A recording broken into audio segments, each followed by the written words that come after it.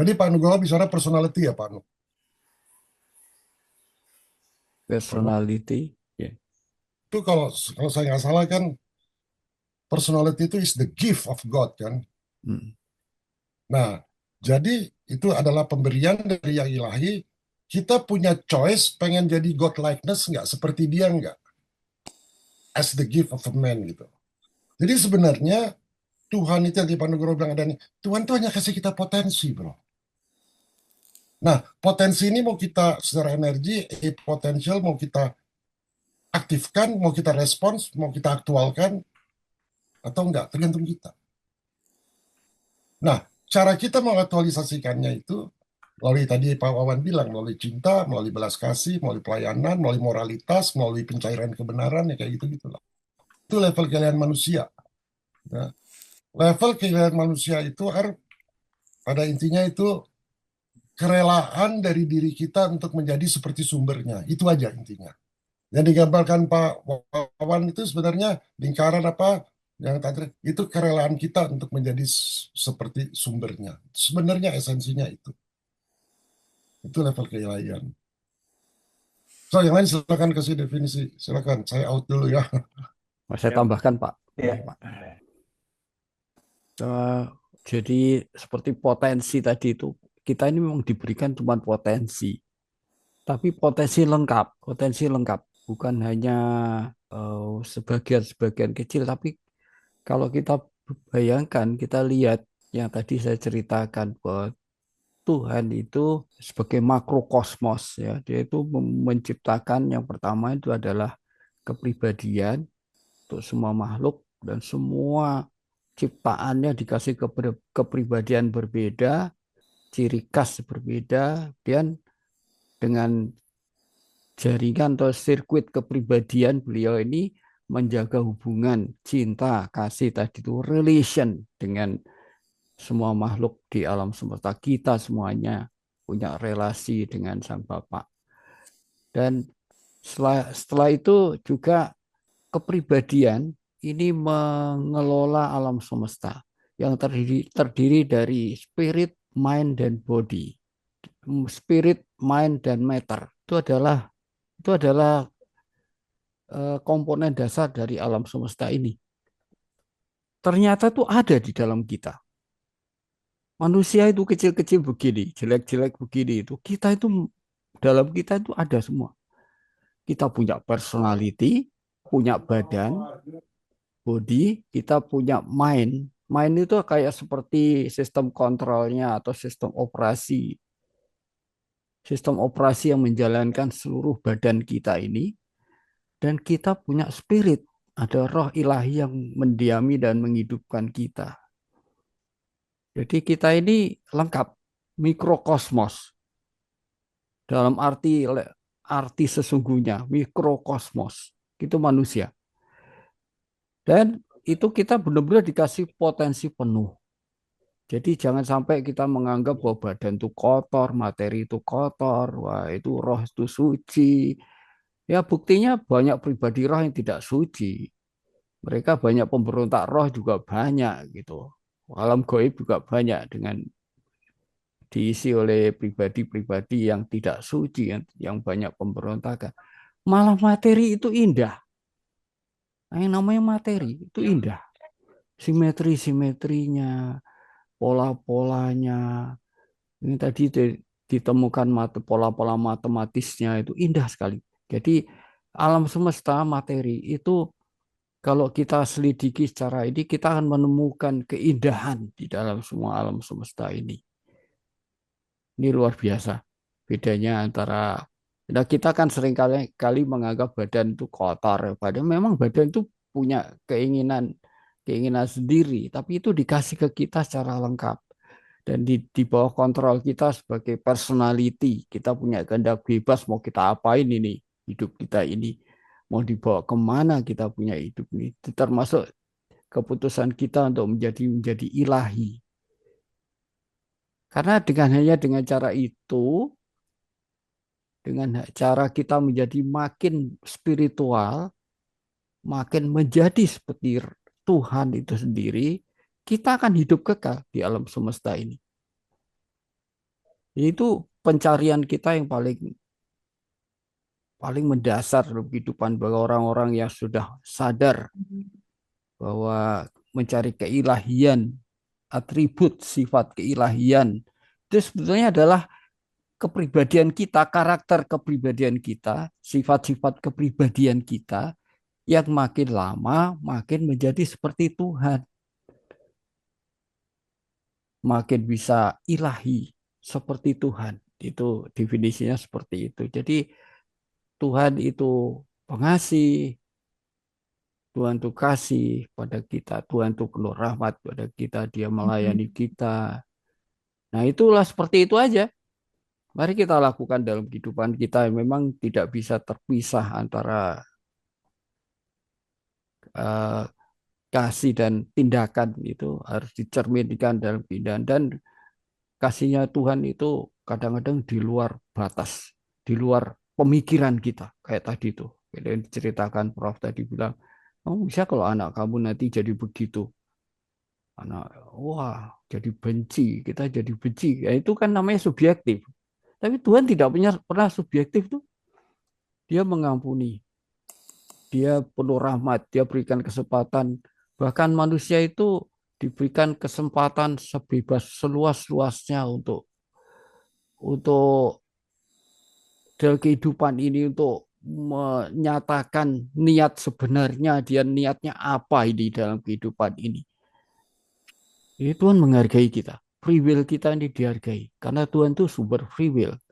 Kita dikasih free will. Jadi sama Tuhan dikasih kesempatan. Nanti katanya bahkan setelah kita sudah pergi dari dunia ini juga masih dikasih. Kalau kita masih mau ada yang kita mau kejar dalam masih merasa kurang dalam kehidupan ini, kita masih dikasih kesempatan oleh itu dari Tuhan. Jadi kasih Tuhan itu jauh melebihi yang kita pikirkan. Mungkin kita sebagai manusia kita bisa bayangkan sebagai seorang bapak, gitu, seorang ibu pada anak-anak kita. Tuhan itu lebih daripada itu. Kita mungkin bisa ya, tapi Tuhan lebih daripada itu. Karena dia memang benar-benar adalah esensi dari kasih itu sendiri. Memang benar kata Prof. Divine truth itu susah.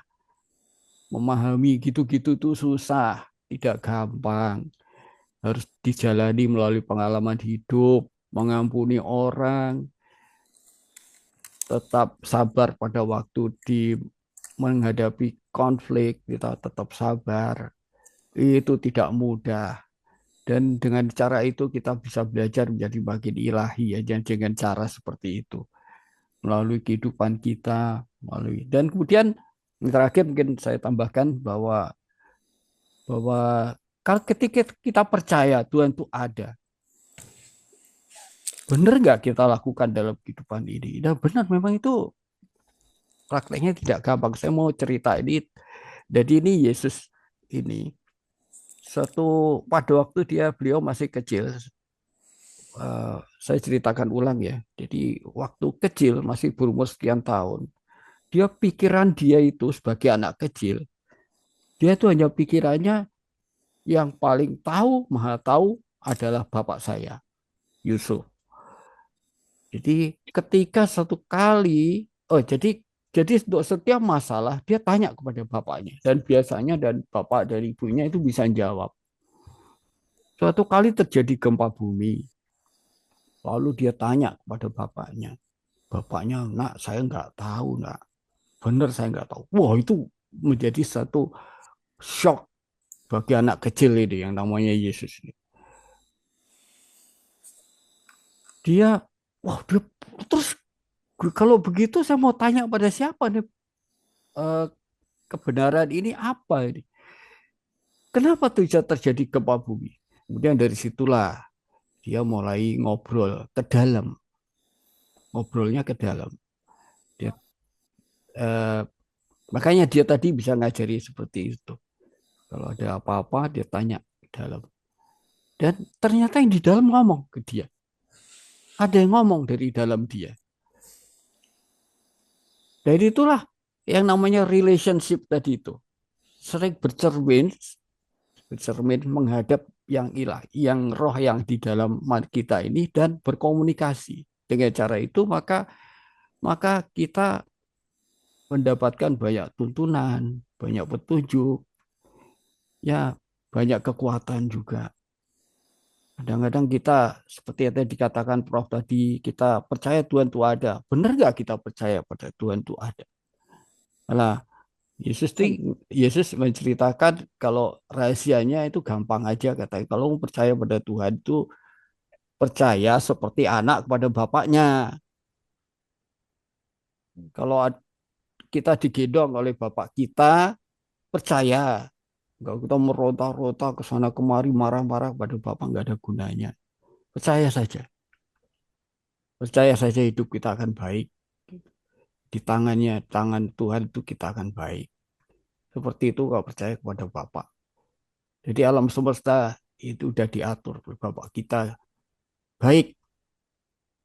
Jangan khawatir dengan kehidupan ini. Begitu. Kalau Yesus itu ngajarin orang murid-muridnya seperti itu. Ya kita udah bisa ngomong kan. Kita bisa ngomong. Kalau ada masalah apa-apa ngomong ke dalam. Nanti yang di dalam jawab. Dengan semakin apa namanya rajin berkomunikasi, kita lama-lama tahu. Oh ini suara suara Bapak ini, suara roh Bapak ini. Oh ini suara pikiran saya sendiri. Dan kalau kita ada tegangan-tegangan seperti ada tadi itu seperti stres atau apa kita bisa ngomong dengan beliau. Um, Itulah kira-kira itu pengalaman pribadi, sangat subjektif. Kebenaran itu memang sangat subjektif. Silakan aja dijalani dalam kehidupan ini. Terus setiap masalah kita, terus setiap tantangan hidupan kita, silakan jalani dalam upaya kita untuk menjadi makin ilahi sama seperti Tuhan. Karena Tuhan bilang, satu kali kita akan melebur dengan roh yang mendiami kita ini, roh spiritual. Itu syarat satu-satunya kalau kita mau menjadi seperti dia, mau menjadi kekal seperti dia, melebur dengan sumber kehidupan itu sendiri, roh semesta, roh dari Bapak semesta itu dalam kehidupan kita. Nggak ada cara lain. Saudara mau masuk alam gaib tidak bisa hidup kekal kalau tidak melebur dengan roh itu. Jadi itu sudah dikasih ke kita, roh itu di dalam kita. Kata Bu Gratia kira-kira gitu ya, kalau kita itu secara faktanya nanti kita melebur dan kita akan hidup kekal sebagai roh tetap sebagai pribadi-pribadi yang tetap bisa dikenal, saling mengasihi, saling berkomunikasi. Jadi 1 juta tahun lagi atau sekarang atau 1000 tahun lagi, 1 juta, 1 miliar, 1 triliun tahun lagi kita akan ketemu, kita akan tetap mengenali, oh itu Pak Ar tuh. Sifatnya saya masih kenal begitu, saya ngomong dengan beliau ini, saya tahu ini Pak Ar. Saya ngomong dengan Kang Tovan, saya tahu nih, woi Kang Tovan ini. Apa kabar Kang Tovan? Gimana pengalamannya? Kumaha damang. Mungkin begitu kira-kira ya. Jadi ya itu tambahan dari saya. Terima kasih. Makasih Pak Anub. Mungkin Kak ada tanggapan? Silahkan. Ya, saya baru tercengang ya, masih masih menginternalisasikan apa yang Prof katakan bahwa level keilahian itu adalah proses penyesuaian antara diri kita, kepribadian kita dengan nilai-nilai ketuhanan itu tadi yang tumbuh vertikal itu, Kang Tovan, dengan kebenaran, keindahan dan kebaikan gitu. Sementara saya sepertinya mencari kebenaran itu udah dari SMP kayaknya, dan sepertinya tidak pernah tuntas gitu. Nah, jadi apa yang Prof bilang bahwa kebenaran divine beauty, divine truth itu sangat susah, nah itu baru teramplify sama saya gitu. Sementara itu adalah jalan satu-satunya yang tidak bisa ada bisa lewat kebaikan aja atau bisa lewat, nah itu semuanya merupakan integrasi itu gitu. Nah saya lagi menginternalisasi apa yang Prof baru saya katakan gitu, dan kira-kira akan bagaimana mengimplementasikannya, menjalankan itu semua pada kehidupan saya selanjutnya gitu, Kang. Itu aja sih, Kang. Oke, kalau dari yang lain gimana? Ada tanggapannya? Arya. Arya. Wow, ilahian nih topiknya kalau menurut aku sih it's aku bilang sih subjektif and objektif sih kalau tadi pertanyaan kebenaran kaitannya dengan keilahian ya. I think number one uh, untuk bisa sampai ke situ tuh nggak boleh ada ego sih nomor satu. Karena when you talk about keilahian, you're not talking about oh lu lebih suci atau ini lebih suci atau ritual. It's not that. Gitu. It's bagaimana kita kayak lu main musik gitu. Kalau kita lihat seorang musisi, kalau gue karena lihatnya dari musik ya, momen ilahi itu gue dapat ketika ada satu momen atau satu part di musik itu, ketika kita lagi memainkan atau memerankan musik itu ditampilkan gitu kan, ada momen-momen tuh yang masuk ke dalam keilahian itu. Nah, keilahian itu for me is like how much level of control you have. Self control ya, bukan kontrol ke orang lain atau ke sistem, tapi self control ke diri kita gitu. Dan itu tuh a never ending journey gitu, ya kan? Karena at times ego kita bisa muncul, walaupun kadang-kadang kita bisa tahu nih teorinya kita tahu, but sometimes as humans, as a daging, sometimes kita nggak bisa dapat terus tuh, nggak bisa selalu dapat tuh keilahian itu, nggak selalu konsisten, ya kan? Sementara kalau kita menggambarkan Tuhan kan, Tuhan itu kan keilahian yang konsisten, ilahi terus. Sementara manusia kan nggak gitu. Jadi kita harus bisa membedakan juga when we see God as great gitu kan. Bagaimana kita bisa melihat diri kita as great tanpa ada ego. Itu tuh. Jadi di saat, oh gue pengen menang, atau jadi defensif, nah itu masih ego tuh. Kita masih butuh validasi gitu misalnya. Terus kita nggak reaktif. Kalau kita udah nggak reaktif, berarti kita udah nggak ada ego gitu. Nah, mulainya tuh dari siapa sih kualitas diri kita sebagai manusia yang punya kesadaran gitu. Siapa sih kita gitu. Kita tuh siapa sih? Kalau begitu kita ditanya, sebenarnya tujuan hidup lu apa sih gitu. Begitu kita tanya itu tujuan hidup gua apa, itu masih menjadi pertanyaan yang you cannot really memberi arahan yang pasti gitu. Kan tadi yang dibicarain kan topiknya luas banget kan. Ngeling ke cinta, ngeling ke sini sana, tapi I think number one thing is the basic thing that we have to feel, yang kita harus rasain ke dalam diri kita adalah kita nyaman nggak sih sama diri kita gitu. Are we nyaman nggak sih sama diri kita? Kita nggak perlu tahu. Begitu orang tanya, lu tahu nggak sih, kayak sering-sering kita ketemu orang, aduh bro gue habis kerja keras nih gini. Terus nanti aku pernah cerita ini sama Kang Tovan pas di sini. Nanti dia bilang, oh bro, lu hidup lu harus balance bro, gini, lu hidup lu harus balance. Gue tanya balik sama dia, emang hidup lu udah balance? Ya kan? Nggak ada yang namanya orang perfectly balance tuh, nggak ada. Ngerti nggak? Mau Osho sekalipun, dia nggak perfectly balance. Ngerti nggak? So bagaimana kita bisa menggambarkan Tuhan yang sangat balance, yang kita mau aplikasiin ke diri kita? Bullshit itu, ngerti nggak? Yang kita bisa lakukan is we take inch by inch, day by day, untuk menyadari aku hidup ini bisa lebih baik nggak? Aku bisa kurangi ego aku nggak? Aku bisa lebih mencintai tanpa agenda nggak? Itu aja. Nggak usah pikir ilahi yang terlalu jauh. Jadi a good person aja dulu gitu. Kalau kita udah berpikir terlalu jauh, maka kita lupakan kita otomatis melupakan di momen sekarang ini bagaimana kita harus melayani orang, bagaimana kita mendingan ke situ. Maksudnya it's good to know, oh ya, there's something yang really ilahi, yang very good. Aku nggak bisa sebut itu perfect sih, karena perfect itu kan lain di setiap orang kan. But we can say it's a concept yang bisa menjadi, it can be materialized, it can be spiritualized, tetapi untuk nyampe ke titik itu is very susah, ngerti nggak sih? Bukan karena nggak ada harapan, because in some points in life, ya kan? Kayak gini, dalam satu kehidupan kita nih, di kehidupan kita dalam satu hari aja, kita tuh dikasih hormon. Tuhan punya hormon nggak? Ayo kita gali ke situ. Kita punya hormon, dia enggak.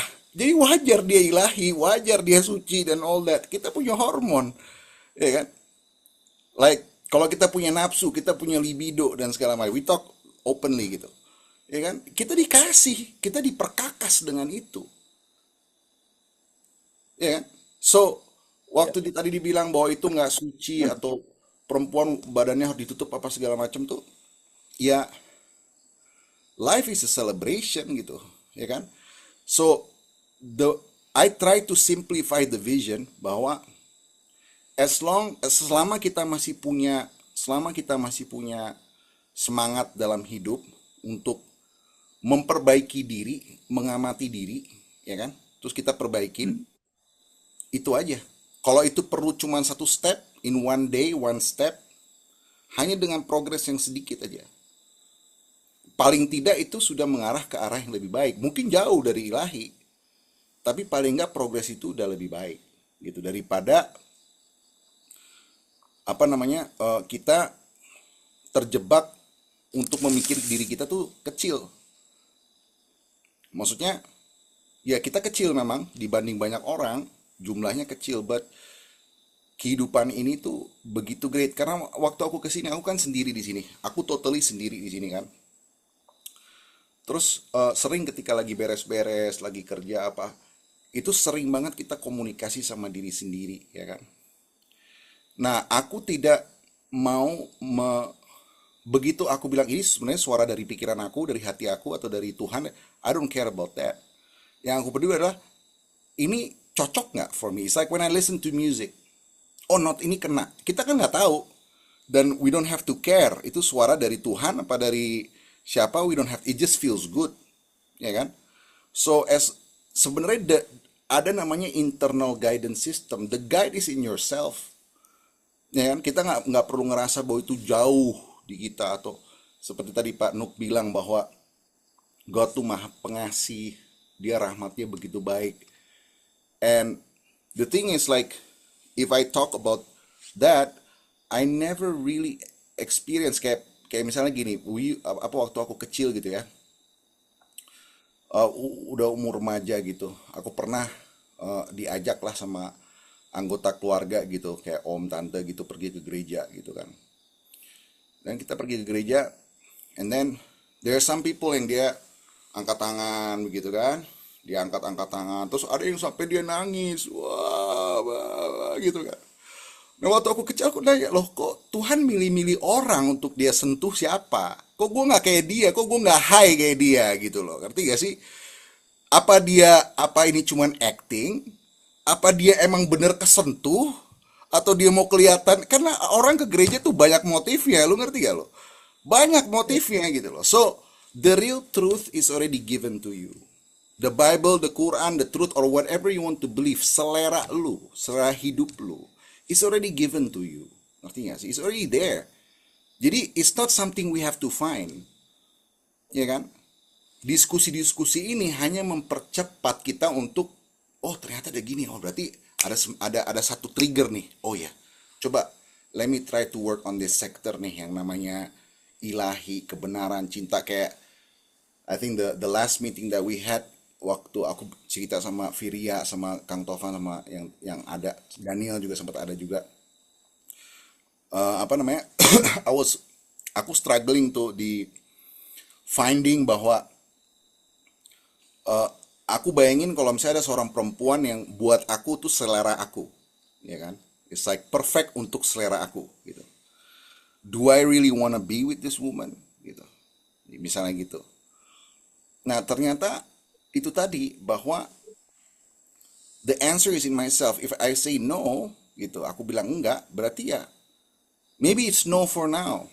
Tapi mungkin in the next 3 years or next 2 years maybe it can be a yes gitu. Ngerti gak sih? To live with a woman gitu. Nah, sama juga gue seperti pernah punya satu hubungan sama satu orang perempuan gitu kan. Di hari A dia bisa bilang, dia bisa sebut satu kalimat A gitu. Terus maybe in the next year dia berubah tuh. Dia nggak berpandangan dengan si A lagi, dengan statement A dia gitu. Terus gue tanya, lo kok lu berubah? Apa yang lu ngomong dulu kan begini. Terus dia bilang, boleh dong berubah, namanya manusia. Kan boleh, bro. Gue belajar tuh, kan boleh. Ya dulu gue berpikir, tapi sekarang gue udah berubah. Gue udah gak berpikir seperti itu. Atau merasakan seperti itu misalnya. Kan boleh berubah, nggak ada yang namanya yang namanya you have to be like that all the time gitu kan. Because we can discover things that can change us juga gitu, you know. So bagi aku like this discussion is very productive, very fruitful because dia men-trigger kita untuk bisa melihat sektor-sektor yang mungkin tadinya nggak kita perhatiin. Kayak ini hal ini aku tadinya nggak begitu, I don't really focus on it that much. Tapi begitu ini dibicara, oh ya banyak yang benar, dan itu seperti selera juga sih in a way. Oh yang this one aku bisa coba, I'm excited untuk mencoba yang ini, pendekatan ini yang tadi udah dibagi dalam pembicaraan kita semua ini gitu. Mungkin itu sih yang aku bisa share ya gitu. Oke, siap. Makasih banyak, Ar. Siap bro. Ini Terima kasih. Helmi baru datang nih. Agam juga tadi mungkin agak telat ya masuknya lagi. Jadi pada intinya kita berbicara tentang keilahian lah gitu ya. Mungkin masing-masing punya persepsi atau perspektif yang beda-beda gitu. Jadi Helmi agak masih ramai ya di situ ya Helmi. Ah, coba aku mute dulu ya, Helmi. Nah, setelah dari tadi Pak Nugroho, terus Kang Aar, Arya, sekarang mungkin ke Pak Hasim dulu nih, karena saya pikir pasti agak berbeda gitu. Karena gini, yang saya perhatikan tadi kita tidak punya definisi absolut tentang apa itu sebenarnya keilahian itu atau Tuhannya itu sendiri gitu. Karena masing-masing punya wawasan berbeda, masing-masing punya taruhlah kalaupun disebut keimanan atau yang agak lepas juga masih ada residunya gitu sehingga perspektif atau ya cara cara pemahaman kita mengenai Tuhan itu pasti berbeda-beda gitu. Nah, kalau Pak Hasim pasti akan berbeda lagi nih. Gimana nih Pak Hasim tentang definisi atau ya apa yang dipahami tentang keilahiannya itu sendiri. Silakan Pak Hasim. Itu Menurut perspektif Icing kali Pak Asim. Ya, bebas lah. menarik apa yang tadi Pak Nug bicarakan tuh, apa bertanya ke dalam diri kan. Nah, itu saya malah ingetnya ini cerita Werkudara waktu nyari Tirta Amerta loh.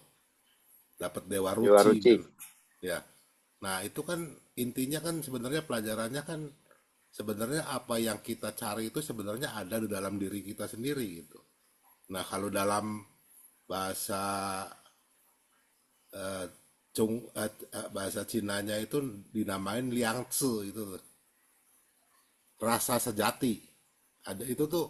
Jadi ada pengetahuan yang Ilahi berikan kepada kita tanpa kita baca buku, tanpa kita dikhotbahi pendeta, kita tahu mana yang salah dan mana yang benar gitu. Asal kita bisa bertanya ke diri kita sendiri. Jadi kita kalau lihat orang jatuh mau nolong itu sebenarnya yang bicara itu liangse kita, hati nurani kita.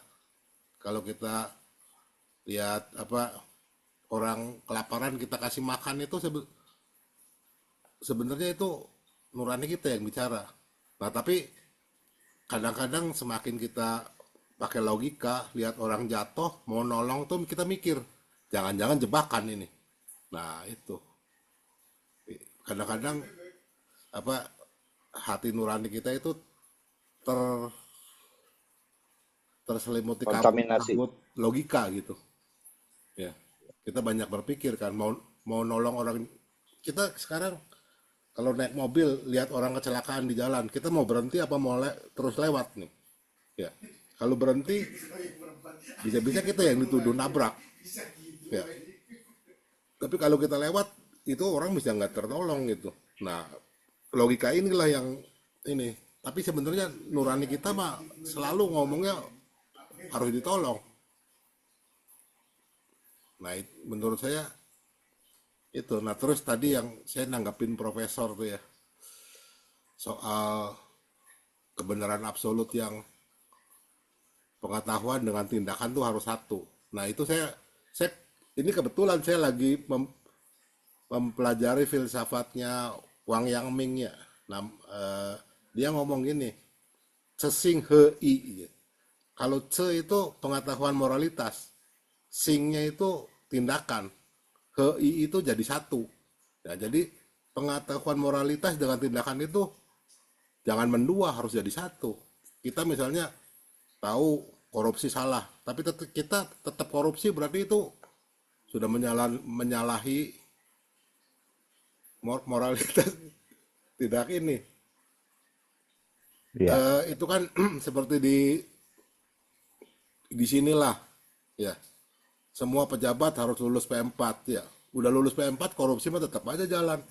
Padahal pengetahuannya udah ada, tapi singnya nggak ada. Ce-nya udah ada, singnya nggak ada, percuma gitu, nol gitu.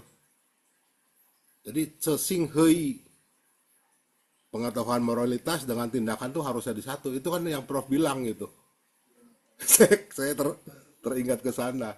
Ya, makasih. Udah cukup segitu aja. ya makasih Pak Hasim. Ya benar sih, yang P4 segala macam itu kan karena masih disuapin gitu, eksternalisasi. Jadi memang itu dipolitisir. Sebenarnya nanti ada lagi lah.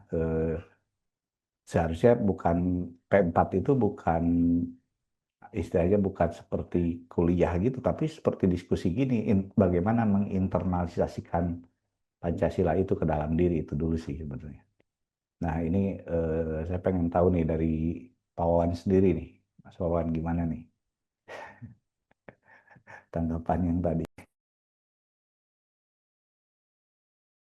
Itu sorry Mas Wawan, kalau boleh tahu gimana bisa ada timbul ide dari pembahasan intensitas cinta sehingga bisa disambung ke rumus lingkaran itu, kira-kira dapetnya gimana gitu, Mas Wawan?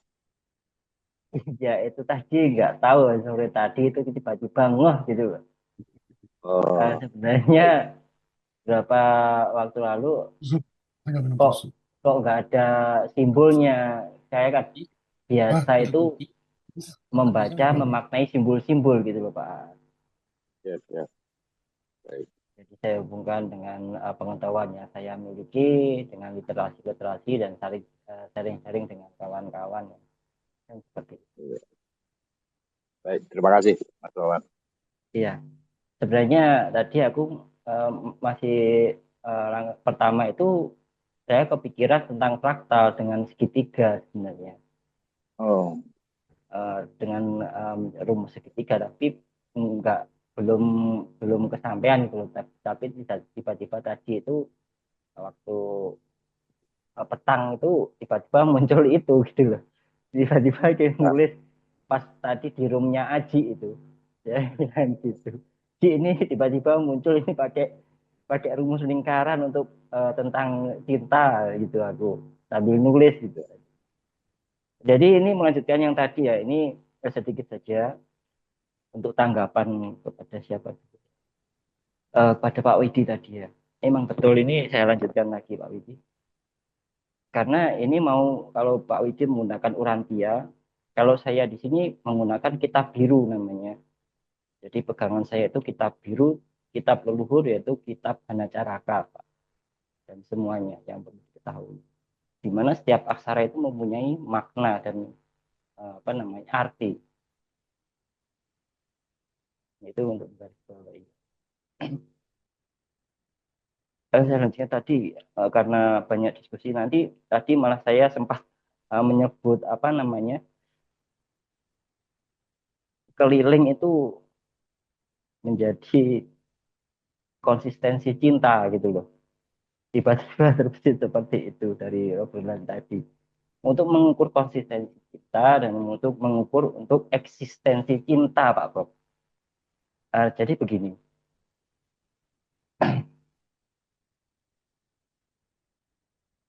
Setelah tadi mengungkapkan banyak hal tentang P dan juga R, ya, dan juga untuk menelaah keterangan profesor tadi, di mana kalau P3 saya ambil kita bulatkan saja karena itu kan tidak terhingga ya. Kita bulatkan saja dari angka 314 itu betul sekali, Prof. Yang betul apa? Di aksara ketiga dari Hanacaraka itu adalah ca, atau artinya itu cipta atau pikiran, Prof. Pemikiran kita. Di angka 14 itu iya. Iya itu sanggup atau sanggup menjalani atau karsa itu tadi, Prof. Jadi sangat selaras sekali bahwa semua pengetahuan yang kita miliki tanpa tindakan sama juga omong kosong atau kepalsuan, Prof. Ya, kita menuju P-nya sudah seperti itu. Terus R-nya R itu menurut profesor adalah resistensi berupa ego, gengsi, cemas, takut. Saya rangkum saja itu menjadi rasa, Prof. Rasa getaran rasa. Jadi biar mudah untuk mengingat. Jadi sebuah keliling lingkaran 2pi R kuat 2pi kali R itu berupa kalau kita buatkan 44/7 kali R, R-nya itu rasa.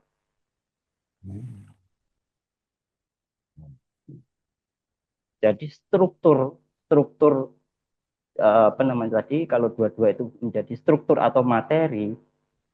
Jadi di sini berarti ada hubungan antara dua materi, Prof. Karena 2pi/7. Jadi hubungan antara dua materi tujuhnya itu ilahi ya, cinta ilahi. Kali R, R-nya itu rasa.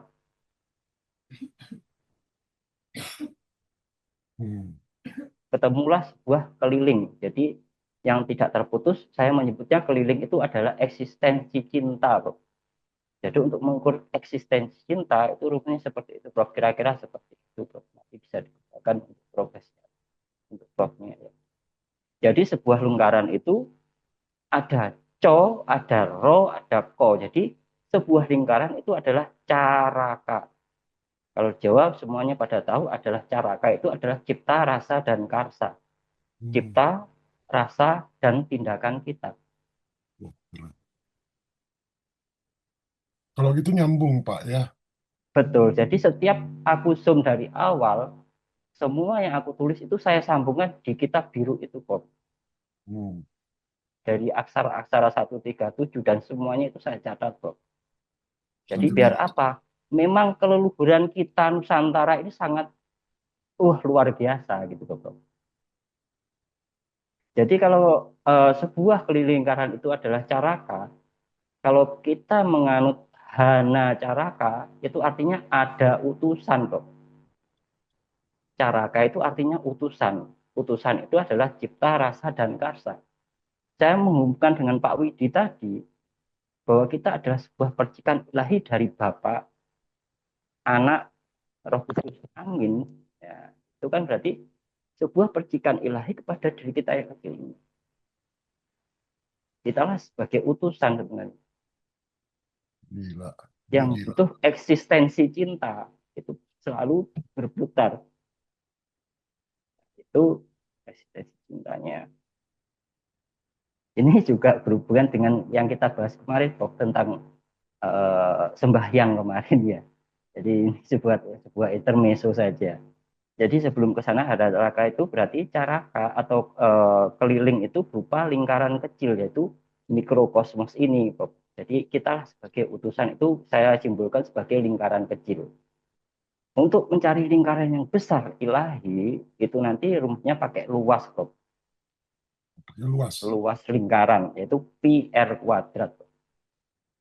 Ini sangat sama sekali sebagai intermezzo. Nanti kemarin membahas tentang sembahyang ya. Aku rangkum saja, Bro. Kemarin itu saya tadi kok pikiran saya kok begitu liar gitu loh. Jadi saya simpulkan ada 3 level sembahyang, Bro, sebenarnya. Jadi sembahyang pertama itu karena takut, cemas, berupa dogmatis, Bro. Tingkat kedua itu sembahyayang seperti Prof kemarin bilang itu, sembahyayang itu berupa sembah karena keindahan cinta. Dan yang tahap akhir itu adalah sembah uang atau sebuah eh, rasa syukur kepada buah kehidupan. Jadi kita sudah diberi napas, sudah diberi jantung yang berdetak secara otomatis.